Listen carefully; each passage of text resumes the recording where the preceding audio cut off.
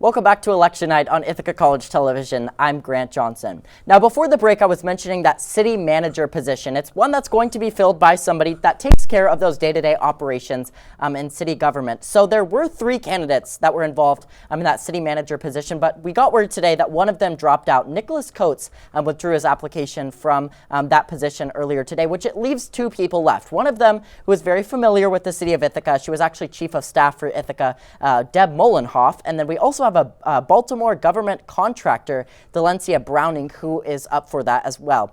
Running for Ward 5, 2 years, is candidates Clyde Letterman and Jason Houghton. Letterman is representing the Democratic and Working Families parties, while Houghton is representing the Ithacans for Progress Party.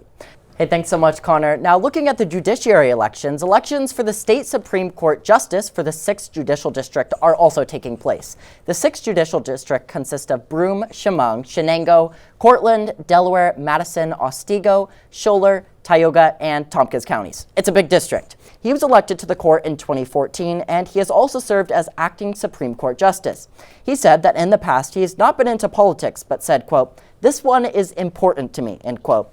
He said that he is proud of the judicial system and of its ability to adapt in the past. We're starting to get some of those early numbers in, so I want to deliver some of them and some of the things that we're seeing from the Tompkins County Board of Election. I mentioned that race for mayor at the beginning of the broadcast, that Cantelmo was running up against Kelly. So we have a couple of early numbers. Democrat Robert Cantelmo is currently leading in the election with 867 votes. That is compared to Kelly's 96 votes. And the last thing that he's really focused on is the Ithaca Green New Deal. For those of you that are unfamiliar with it, it was passed in 2019 as a resolution for Ithaca to be the first carbon neutral city in America. So that is one of the things that he's focused on. Those are 4 of the priorities that he is talking about, things that he has said throughout his campaign here. So again, he is leading 867 votes to Republican Kelly's 96 votes. I'm going to go over a couple more results that we're getting in right now. These are preliminary numbers. So Ward 1 is looking to be somewhat of a tight race. So we have Democrat Matos, who is leading with 223 votes, as opposed to Brock's 198. The 2-year term is not looking out to be as tight, with Democrat Brown having 322 votes compared to Wynn's 67. Thanks so much, Ori. Now, I know that these propositions or these proposals are very important to the ballot. They're the last thing that's on the ballot, so it might be something that might be easy for people to skip over, right? I wanted to talk to you a little bit about, with any infrastructure, things need to be upgraded as time moves on. You look at roads, you look at whatever that looks like, things need to be upgraded, they need to be improved, things like that. Why do you think it's so important that people recognize the importance in voting for this proposal? Well, now more than ever, the population is increasing. We have large cities, and keeping sewage plants as clean as possible is very important. Welcome back to Election Night. I'm Grant Johnson. Before we get to Christina Dillon, we're going to take a check at the mayoral race. As we've mentioned throughout the broadcast, we've got Robert Cantelmo, the Democrat, running against Janice Kelly, who is the Republican. So the numbers that we are getting for that is 867 votes for Cantelmo, with 96 going to Republican Kelly. It's looking to be in Cantelmo's favor, but we'll see how the election pans out. There's still plenty of votes to be counted in that. Now, right now we have analyst Christina Dillon, who is in studio to discuss some of the voter turnout trends. Christina, what are we seeing this year so far? Yeah, thank you so much, Grant. So we're going to kind of take you back through the history the last few years, do it. Get a little broader perspective on that. So in the city of Ithaca in 2020, voter turnout skyrocketed with 8,955 voting in their local elections, which equates to a whopping 70% of total registered voters. When we take a look at those numbers, it's very clear when people are voting. They're voting when the national election is happening, when they're looking to elect the next leader of the country, how that works. I think this just goes to show how incredibly important it is that people vote even in these local elections.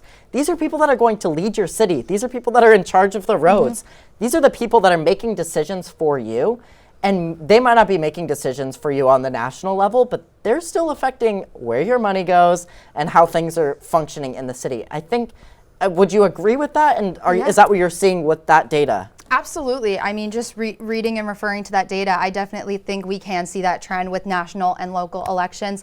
But going off of that, really, we need to get involved with the local. I mean, that's what's going to affect us most right here in Ithaca, and especially as college students. So I think, we should kind of break that mold, actually, and get more out into the local elections when it's not a national election year, for sure. For sure. I'm Yeah. all about exercising that right to Yeah. vote. Thank you so much Yeah, for breaking that absolutely. down for us. We got a big election coming in 2024, so it will definitely be interesting to see how those votes pan out. Before we end the broadcast here, we're going to go ahead and predict the winner for the mayoral race of Ithaca. It's looking like it's going to be Robert Cantelmo. He's the Democratic frontrunner. He is currently leading the race with 89% as compared to 8.9% for Kelly, and it looks like it's going to be on Cantelmo's side. He has a history with Ithaca, so he's been on Common Council. He has proven leadership skills. I mentioned earlier in the broadcast those 4 different things he's focusing on: workforce and economic development, housing, public safety, and the Ithaca Green New Deal. So those are very important things that he will probably be paying attention to. Here at Ithaca College Television, we will be sure to keep continuing to get you those answers. Talk to Cantelmo about some of his priorities, what his candidacy and what his time as mayor will look like. So we look forward to that for you. But I think that's going to do it for this year's election coverage. Thank you all so much for tuning in. I deeply appreciate it. Special thanks to all the researchers, producers, everybody that made this broadcast happen. We're incredibly thankful to you. Make sure to stay up to date on all of our social media platforms. We'll be letting you know who those races go to. But for now, I'm Grant Johnson. Thanks so much for watching. We'll see you next time.